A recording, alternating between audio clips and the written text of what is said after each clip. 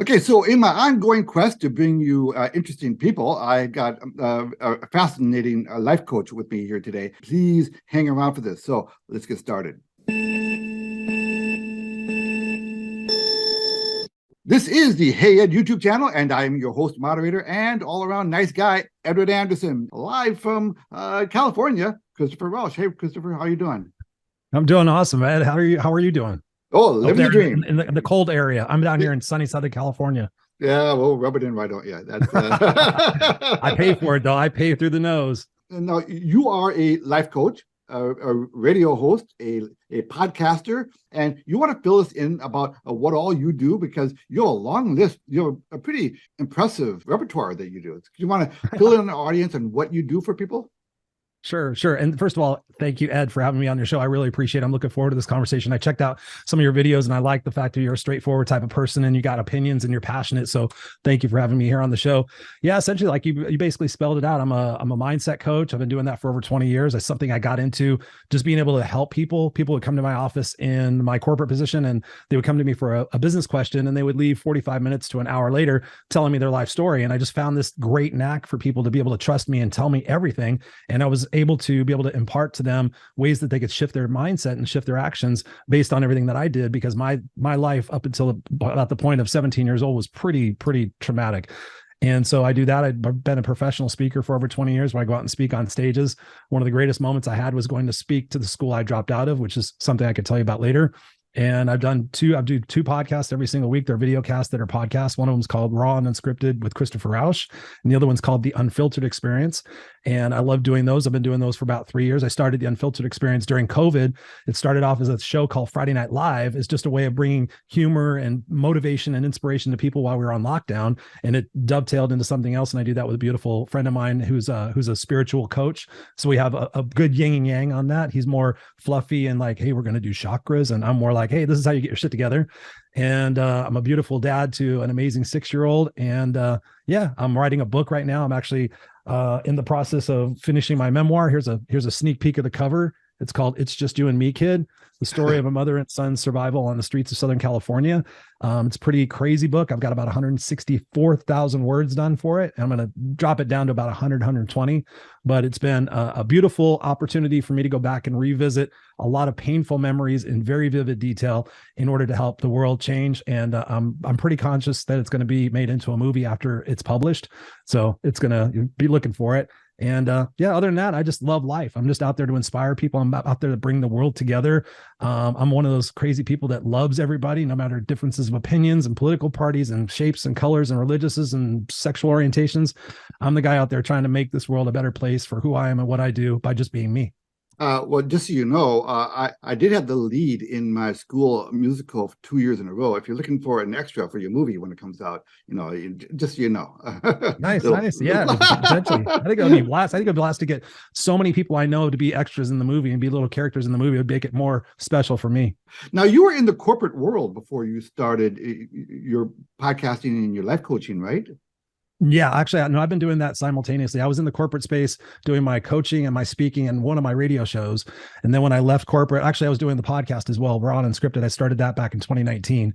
I left corporate in November of 2019. So yeah, I've been doing them. I had my side hustle and it was what I call being comfortably miserable. I was working at a great company, family owned. I was the director of operations. I had 6-figure income. I had 6 weeks of vacation. I had every Friday off. I had amazing benefits. I had a beautiful team that I led 3 different departments, both domestically and internationally, but I was comfortably miserable. And what they call it, the zone of excellence. If you've ever read the book, The Big Leap by Gay Hendricks, it's an amazing book.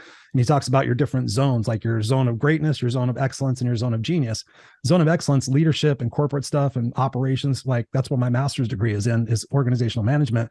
But I was just always wondering when I was going to take that leap to be able to do what I truly do, what my zone of genius is full time. And I decided to do that in November 2019, was all excited to get back on speaking stages and have crowds. And then all of a sudden COVID hit and we just pivoted and adjusted. But yeah, I mean, I consider it an amazing chapter in my life. I was a suit and tie speaker before. I was, all dressed up and everything, not looking like this. And I was miserable. And then I just decided, you know what, I'm just going to be me. this is really resonating with me because, I have a pretty deep experience on Wall Street. I worked on Wall Street for almost 30 years, and Wow. as a stockbroker, a trader, and as a trading instructor. So on my channel, I cast kind of a wide net actually, because there are so many things I want to get across to people, educate them about the things that Wall Street really considers important. The tricks of the trade, so to speak. I'm trying to inform people, wake people up about things that really matter, not just with Wall Street and finances, but things that going on in the world in general, whether it's the WEF or the CBDCs that are coming. But when I boil it all down, the real nub of my channel is helping people establish, their own personal sovereignty, whatever that is. Yeah. We have too many people living lives of quiet desperation. They get up every morning and they go through their routine. They go to the work, and we know everybody has their daydreams. They're at work and they're daydreaming about what if, and that situation is only going to get worse. It's not going to get better, and no one's coming to help anybody. It's on us to change our lives.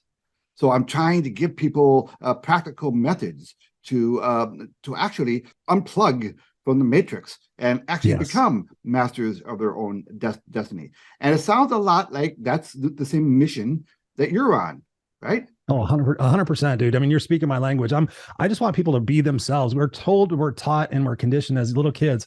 The conditioning process really happens between the age of 0, between the time we're born and about 5 years old. We become the people we're going to become based on what our parents taught us and brought us up as, what our teachers implemented in our brains, what our friends and our family, all those initial experiences really shape our perspectives about the world. And then we go out there, and because we have this perspective about ourselves, like I'm supposed to be seen and not heard, I'm stupid. Like for me, I was told I was stupid all my life, and I did poorly in school. I had bad eyesight and I had bad hearing. So I did poorly in school. My teacher, one time I'd raise my hand and I would get the answer wrong, and she would humiliate me, not knowing any better. But then I just got to the point where I stopped raising my hand. I was I was a very scared little boy. I got beat at the school. I got beat on my way home from school. And then I got beat at home by my mother. And so I literally had zero self-confidence. So for me now, being who I am, people say, wow, Chris, you're always so excited and you're so motivated and you're so this and you're so that. I'm like, you haven't seen the road that I've been traveling for 54 years of my life. You don't see me sometimes when I wake up in the morning and I have anxiety and all these other things, but I've got the tools to break out of those situations, to rock my life. And I just want people to be happy. I did a thing, Ed, over the COVID situation, and I just started gifting people coaching sessions. I was like, this is my way. I don't need the money. I'm doing great. I'm like, let me just gift these coaching sessions and as a way to help people get their spirits up and like break out of that mold of, oh, I still have to do this. I have to do these things. And I found something, Ed, that was really interesting. I did about 200 of these coaching sessions, and about probably 15 or 20 in having these Zoom conferences, I heard a little whisper in my head, and I've been trusting this whisper more. And it said, ask them, do they love themselves? Yes or no? Would you believe, Ed? And I'm not really super great at statistics, but I would say about 75% of the people, about 200 people, had trouble loving themselves. So when you think about the world and the chaos and the hate and the blame and the finger pointing and you're this and you're that and I'm this, it's pretty ridiculous because people aren't loving themselves. They're looking externally for that validation. They're looking externally for somebody to come save them, like you said, but it all starts within here. And if I can do it, if I can go from being that homeless 7th grade dropout who lived in the backseat of a station wagon with 18 cats and 2 dogs and a mother with very psychological disorders, if I could do that and come back and go back to school, get my GED, get a master's degree, and be super successful in corporate, and now with my passion, there's no reason why anybody else can't do it. And if the sooner people break out of those molds that they think they're supposed to be in, then that's the sooner the world will be a much better place. And I read this book years and years ago. It's called The 5 Regrets of the Dying. It was written by this hospice nurse. It was very, very impactful. Have you ever heard of it? No, but it sounds amazing. Oh, it's right behind me. Actually, I could show it to you. 5 Regrets of the Dying. It's pretty incredible. The hospice nurse sat with these people, and she decided to just write a book about what people's regrets were. And that's, if you look at my social media, it's always #no regrets. And the number one regret of the dying was that they lived the life they thought they were supposed to live versus living the life they wanted to live. So here they are, they're on their deathbed, whether it's cancer or old age or whatever, and they're looking back in their life, man, I should have done this. I wish I could have done this, because they were so scared of people's opinions and failing and making mistakes. But we're all going to die anyway. Why not have the best flipping time while we're here doing it on our terms? Some people don't get all this, and that is totally fine. There's 8 billion people in the world. Go find somebody you get. For me, I resonate with a lot of people because they're like, dude, you're just being real. And it's nice to see somebody real, especially in the personal development space. There's a lot of phonies in the personal development space, a lot of famous people that are phonies. Trust me, I met them. It's a bunch of, yeah. So I'm just out there trying to ignite a fire in people. So if people are happy and they're stopping this judging and blaming and it's your fault and all this other stuff, and we start working across the aisle, so to speak, and like saying, what can we do to help each other out? What can we do in our community to make the world a better place? My son, who's 6 years old, and his kids can grow up in a world that's a beautiful place as opposed to what's being perpetuated and portrayed on the news. I don't follow the news at all. I don't follow politics. I'm fat and happy. I know what's going on a little bit, but I just live my day every single day because I don't know if I'm going to die tomorrow. So I don't want to look back on my life if I die tomorrow and go, wow, I spent my whole life mad at the news and mad at the government and mad at the left or mad at the right or mad at the vaxxers. That shit's stupid. It's just like, you got to live your life, man. Wow. Very powerful. And, I can see why you're such a sought after speaker, because you have a really good way of painting a picture. So let me ask you, when people come to your seminar, they come to your speaking engagements, and they come to your podcasts, you get a sense of what you must have a sense of what people are generally coming to you for. Are they looking for the bumper sticker answer to life, or do they want like a practical solution? What can I do to hit those? So what's kind of the general, when people are coming to you, what are they asking you primarily? A lot of people right now are coming to me, like I said before, those comfortably miserable people. They're in a good job.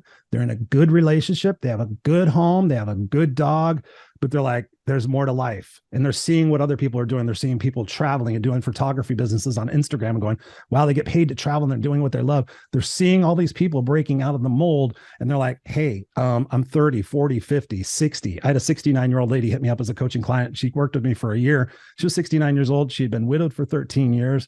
People are just miserable in their life, and they're playing it safe, and they're playing it comfortable, and they're playing it certain. So people come to me and they see me being the story that I am. I'm living proof that once you start making different decisions, once you start asking yourself different questions. I just helped this lady had a big epiphany. I asked her 3 questions and it changed everything about her. She's like on fire right now. I'm like, how much longer are you going to tolerate this? When is it going to be enough? And what do you truly want? I said, if you're honest with yourself and you start taking actions every single day, if you take those little micro steps every single day, that compound interest, to quote a Wall Street thing, that compound interest on your life. I get up and I go to the gym every day. I tell people this, Ed, this is anything everybody can do. I tell it the 5. You get up, you get good sleep, get good quality sleep. I actually have an Oura ring, so I track my sleep. So I know my deep sleep, my REM sleep, my light sleep. I know what I do if my sleep gets screwed up, if I have alcohol before, if I eat late, my sleep gets screwed up. I don't get the deep sleep. I don't feel as good. I don't make as good of decisions. So sleep is super important. Hydration, good old fashioned water. It is incredible. Of those people that I spoke to, Ed, thank you. Those 200 people I spoke to, about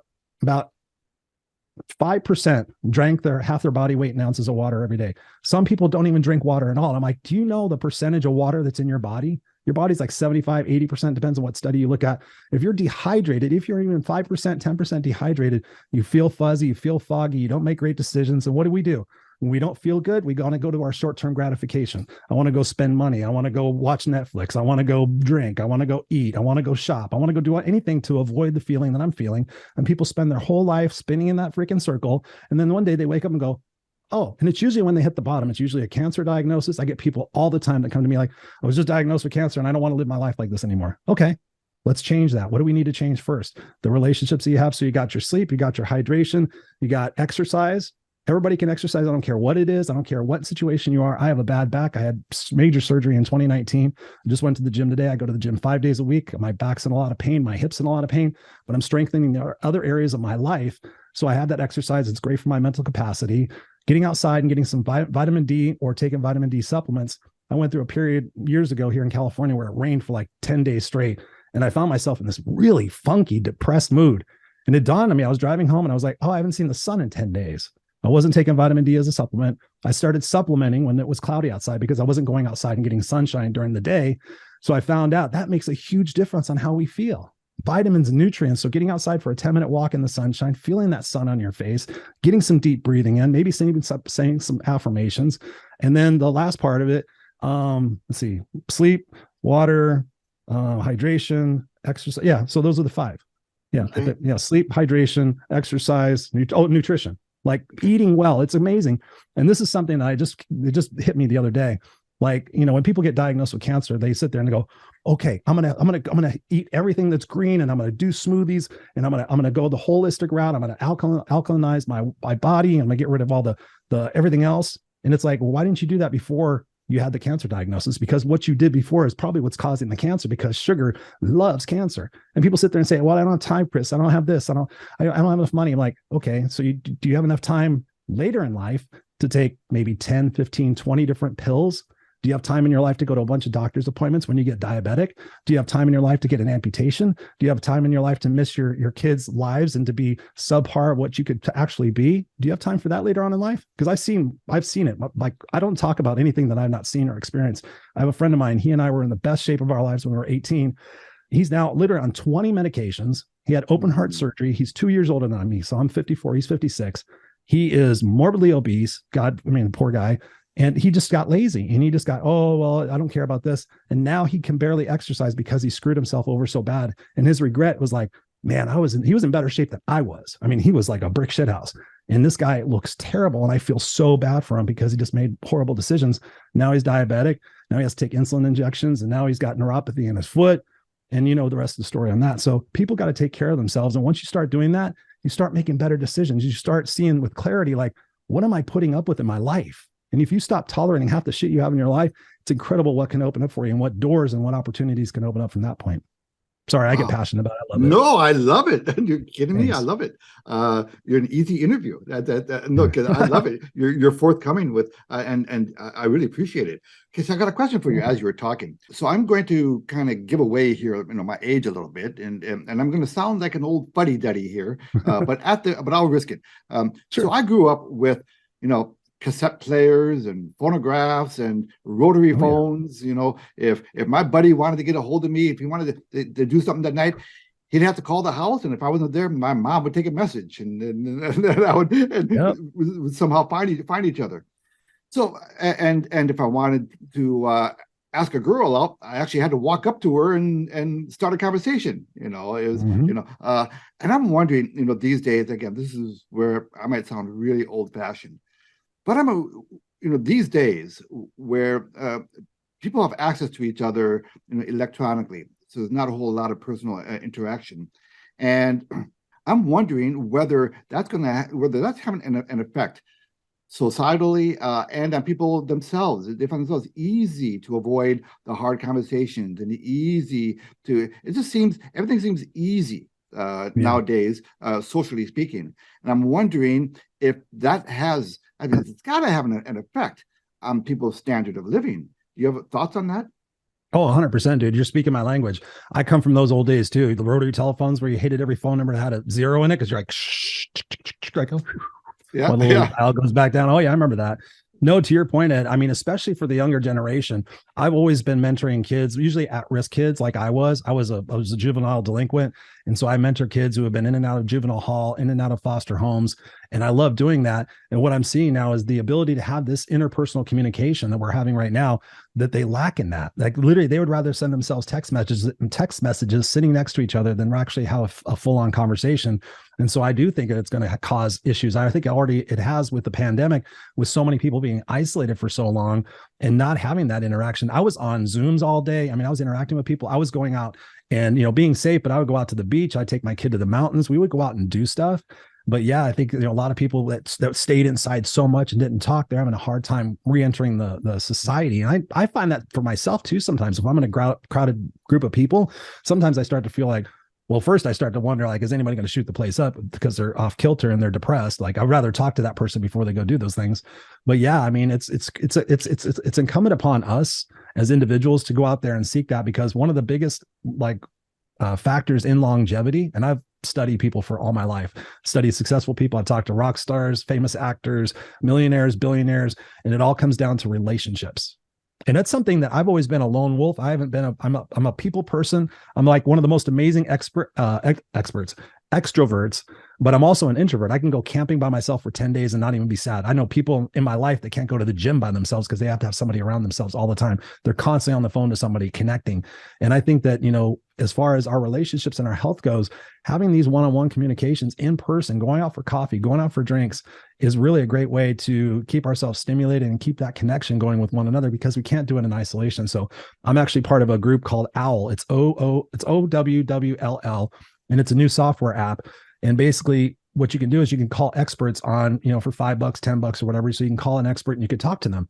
And that's not the important part. But what's important is the reason why I got involved with this gentleman who started up this company was that he wants to put it in schools and give it for free to school kids. So it encourages them to call people and actually have conversations to say, hey, listen, I'm thinking about getting into studio production. I'm thinking about getting into life coaching, and these kids can call us and actually have conversations. And so that was one of the big reasons why I got on board with this app. Normally I don't get involved in stuff like that, but I believed in it so much that we got to help our younger generation. And I'm certainly going to do that with my son. I mean, he's definitely going to he's already got people skills. He's already saying hi to strangers. I'm one of those people that says hi to strangers, and I make sure the cashier will remember me, that I'm one of the best customers they had all day. I'm just one of those eager people that you got to get out of those comfort zones. But yeah, to your point, I tell people, especially in the corporate world, and I hope that people are listening with this, when you're in corporate, if it takes more than 3 times on an email to solve something, get up and go talk to the person. 3 times, 5 times maximum. I've seen email strings go for 30 times, and people tell me, well, Chris, I need to document it. I'm like, I understand that. Totally. Go up and have a conversation with the person. Hey, can I buy you lunch? Let's go to the coffee room and have a coffee real quick. I'm going to talk to you something. And then after that, go back to your desk and say, hey, Ed, thanks a lot for that conversation. I really appreciate it. I hope your kid's doing better in soccer. By the way, here are the 3 things we agreed upon. Just let me know if I misunderstood anything. Thanks a lot. Have a great day. You read it and you go, hey man, this person's really cool. And these are the 3 things, or no, that person missed one of those things. You have a chance to correct it. And that person establishes a bond with you that doesn't come across, antagonistic or anything else, because most of our communication isn't with our words in our mouth. Most of our communication is looking at one another, our body language. So when you're sending an email, that person's in a bad mood and they know that, Chris is like a little bit, strong and assertive, then they may take like, oh, Chris is bitching me out again, when I'm just actually stating the facts. But if I go over there and say, hey, Ed, I really want to help you guys, and da-da-da-da, there's a different relationship factor that goes on there. And especially within the home. I mean, having communication, being honest, honesty is something that's missing in people's lives, being honest with themselves first and foremost, and then being honest with their spouses and their partners and their kids. It would be incredible what we could all heal and what we could solve if we just actually spoke our truth. Wow. Powerful. Thank you.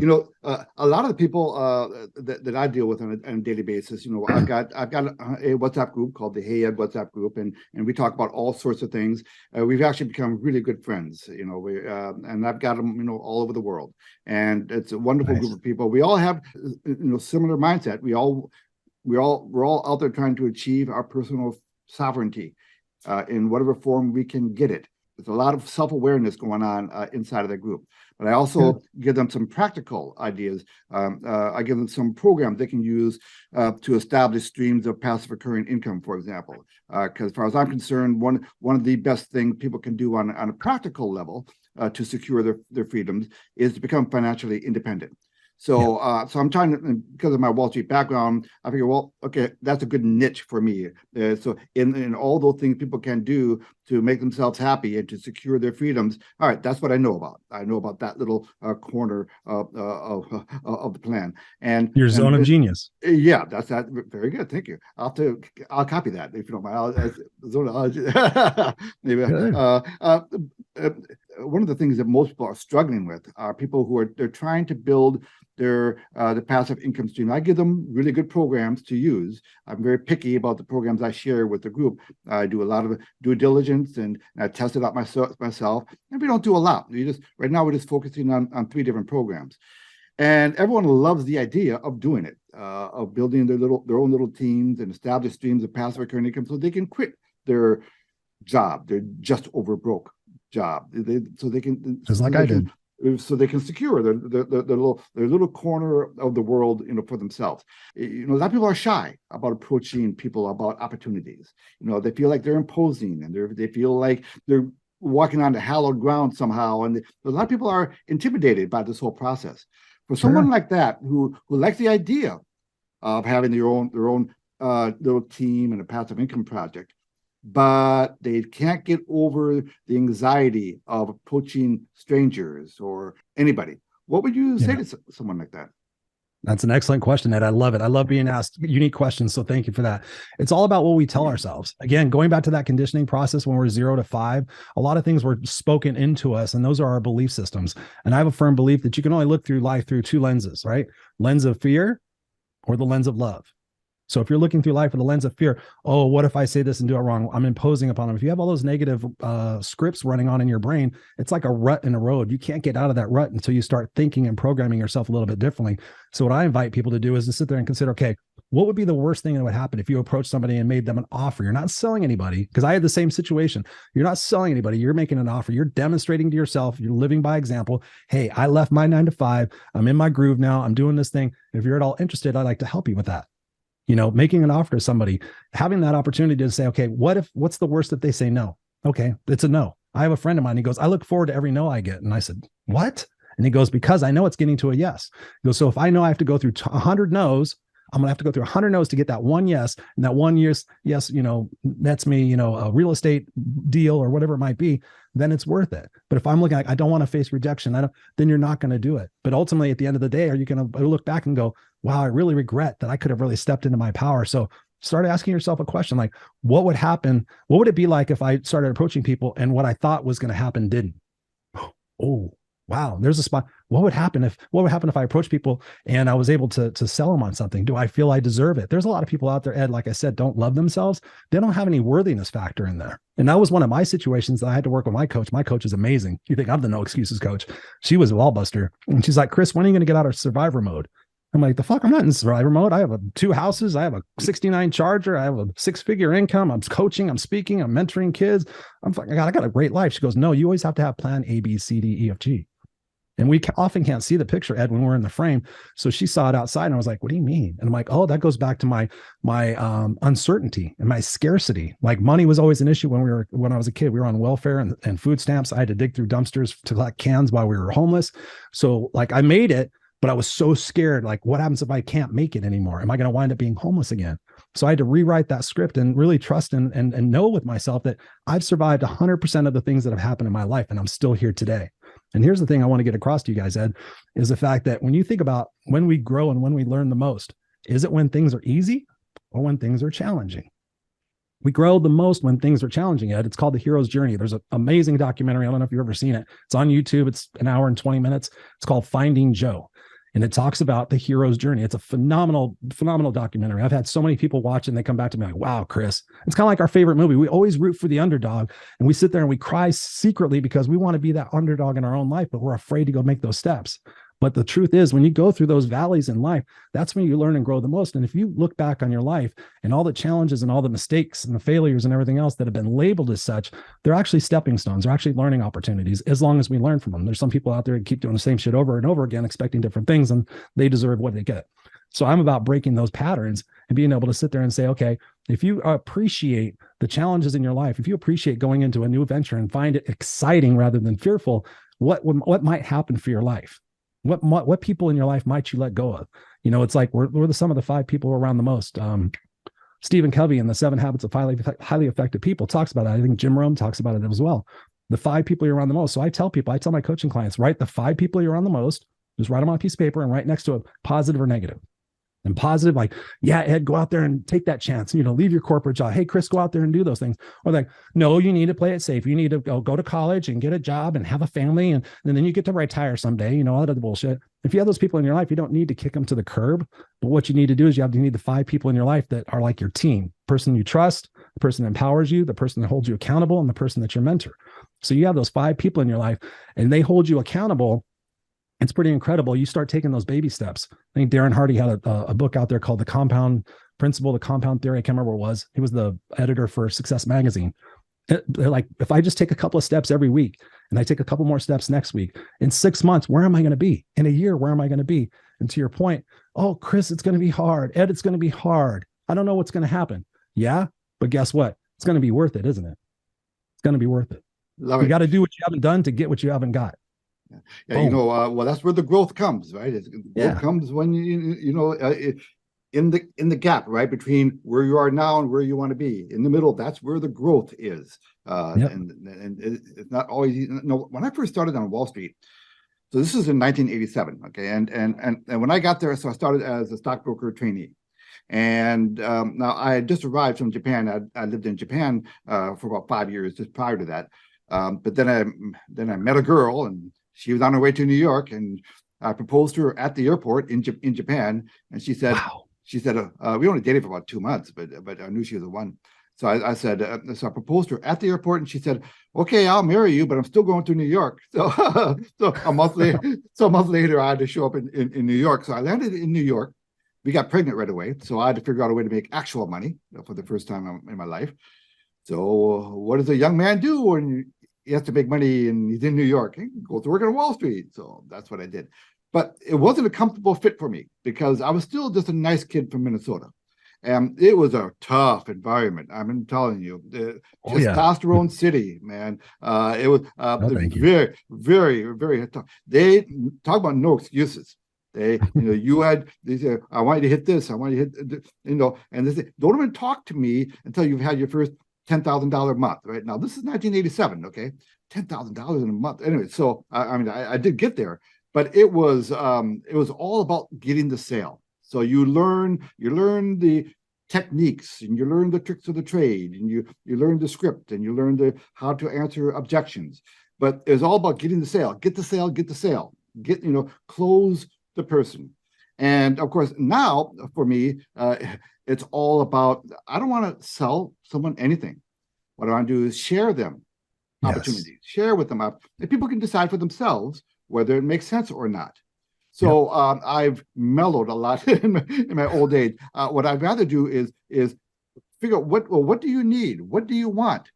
And then give them a nice fit, a nice opportunity that will help meet their needs. Now, my YouTube channel is kind of a blunt instrument because I can't specialize it to, okay, you need this, I've got to kind of make it kind of a general channel. That's why I offer 3 different programs, and I try to get people to contact me directly, so then I can have the conversation with them and talk. Listen, I find nowadays, well, even back then, but listening is far more important than talking. Amen. Listen to the person, let them tell you, and if they talk long enough, eventually they're going to reveal what it is that they're really lacking and that you can help them with. And so that's what I do now, is just try to help people kind of realize their goals. Sometimes they don't realize what they need to do to get there. And true. That's it. Listening to you talk, boy, just very. I'm going to be editing this, but I know I'm going to be rewatching it over and over because you're powerful stuff. So thank you. I appreciate that, man. I'm super passionate about it. I love what I do. I could do it all day long. And that's why they call it the zone of genius. It's like, what can you do all day long that you wouldn't even think about doing? And I could actually, my friends called me a compulsive motivationalist years ago. I had an intervention with me because I got to the point where I was helping so many people. I'd help the guy behind the bar. I'd help the waitress. My wife was like, "Okay, really, Chris, do you have to go there?" And my friends had an intervention with me, and I swear to God, they're like, "Chris, we just want you to go back to being old Chris, rock and roll Chris, play the guitar Chris, I feel like I can't tell you I'm having a bad day. Otherwise you're going to jump down my throat. I'm like, bad day. Do you know there's people in Haiti that haven't, and I would. And I was like, okay, there's a time and place for everything. So I was like so eager about it. But thank you. I appreciate that. I've changed a lot of people's lives, and I know I'm on the cusp of being like internationally seen. I know that I've had so many people pour into me and said, "Chris, you should be like friggin' huge." And I just know that everything happens in its right time, in its right moment. And I trust in the flow, and I trust in myself. And I just, when it happens, it happens. But meanwhile, I just love blowing people's minds like this and being able to have people see something different, because we all can do it. There's nobody that can't do it. You just have to want it bad enough, get around the right people, start taking progressive action, change the words that you say to yourself. Like 2 words, I'll just give you an example. 2 words to eliminate from your vocabulary are always and never. Because for the most part, people say, "I always screw it up. I can never find a man. I'll never have the right job. I'll always be ugly." It's like those things are definitive statements that sit there and say, okay, there's no opportunity or possibility for you to find a man, because you're going to butcher it up. And guess what? The reticular activation system in our brain, we have this thing called an RAS system. So I'm just going to give an example for everybody out there who might not know about it. When you buy a new car, you're looking for a new car, all of a sudden you see, a blue Camaros all over the place because you've looked at a blue Camaro. You're like, "Oh, there's a blue Camaro. There's a blue Camaro. There's a blue Camaro." So I do this exercise with people, and people can do this at home who are watching this, is look around your room for a second and look for everything that's blue. Just go, okay, that's blue, that's blue, that's blue, that's blue, that's blue, that's blue, that's blue, that's blue. Okay, now tell me what was red. Well, Chris, you were telling me to look at what's blue. I don't know what was red. That's the same exact thing that's happening in our brain. If you're looking for things to screw up, if you're looking for things to mess up, if you're looking for relationships to go sour, if you're looking for careers that are going to be dead-end jobs, you will find it. It's how the system works. What you focus on, where focus goes, energy flows. And so we just got to change the scripts that we're doing. And oftentimes it takes a coach, it takes an accountability partner, it takes somebody who is willing to be honest with somebody and get them to be honest with themselves. So sit there and say, hey, are you happy in your marriage? Well, okay. So you're not. What aspects of your marriage are you not happy in? Well, there's this, and that. Have you communicated to your partner? No. Okay. What are you expecting to happen? Are you expecting someday they're just going to, well, they should know. Are you kidding me? Really? They should know? How about just open your mouth and say, hey, listen, honey, I have a serious conversation to have with you, but here are the 3 things that I'd like for us to work on. By the way, what would you like to work on with me? Perhaps I'm doing something that's causing you to do these things that are pissing me off. And then you have open, honest communication. You read the book, The 5 Love Languages, you get your relationship on track, or you ditch the relationship. And yes, it's hard and it's uncomfortable and it's ugly and everything else. But 3 years down the line, you meet the person of your dreams. You're so much happier. You wish you would have done it 10 years ago. I've heard it several thousand times by now, Ed. It's like, oh, I wish I would have done it years ago. Well, why? Why didn't you? But everybody needs that leverage in their life. And so I teach people how to have a big enough why. Like, what's your why? And for me, it was 2008. I was very successful. I was coaching, speaking, working my day job, 6 figures. Everything was perfect, but I was still somewhat miserable inside. And I went to a funeral. It was for one of my coworkers. And as they were going up, all my friends were going up there and eulogizing this person. I found myself thinking, if I died tomorrow, who would show up and what would they say? And this is back in 2008, so not that long ago, traditionally speaking. Who would show up and what would they say? And I thought immediately, I'm like, 10 or 15 people would show up. They'd bring cases of Miller Genuine Draft Beer. They would bring bottles of Jack Daniels. They'd bring Motley Crue and Bon Jovi records. And for probably 85% of the time, they would say, oh, remember that time Chris did that stupid thing? Remember the time Chris passed out? Remember that time Chris, drove a sandrail off of a dune and crashed? Remember that time he did this? Oh yeah. And the footnote to all of my eulogy or my remembrance would be, oh yeah, he was a 7th grade homeless dropout who got his shit together and wound up getting a master's degree and becoming super successful and changing the world. And like that would be a nice little footnote, but what do I have to do now in order for them to get up and eulogize me the way these people are eulogizing her? And so I went home and I wrote my eulogy. It's something nobody wants to do. Trust me, I make my coaching clients do it pretty early on in our coaching session, because for me, when I hand wrote these words, Ed, nobody wants to think about when they're going to die, but guess what, ladies and gentlemen, we're all going to die. We're all going to die, probably sooner than later. It's just a fact. So that's why we got to live while we're alive. But I wrote this out. It was a full page, 8.5 by 11. I wish I would have kept it. I went up and I got out of my office and I went to go get a drink of water. And I came back to my office and I looked down at it and I almost was going to just push it aside and go back to what I was doing. But I sat there and said, you know what, let me see what I wrote. And so I started reading it and I got about 2 sentences in. I'm like, well, I had this little whisper. It was like, well, if you're going to be at a church, you're going to say it out loud. So I picked up the pad of paper. Nobody's home. Christopher Rausch, and I start reading. I'm like, oh, that sounds good. That sounds nice. And then I get to the middle part where it said, Christopher Rausch will have fought for what was right and what was fair. He will have risked fortune that mattered, and he will have left the earth a better place for who he was and what he did. And Ed, I tell you, no joke, I started crying. Right there. I got choked up and tears just started coming down my face. And I was like, wow, I didn't expect this to happen. But I sat there and I read that over and over again, just that little part. And I was like, wow, that's what I want to be remembered for. I want everybody that I know to say Christopher fought for what was right and what was fair. He risked for which that mattered, and he made the earth a better place for who he was and what he did. So now that's my why. That's my why. That's my big gauge. Does this fulfill this legacy?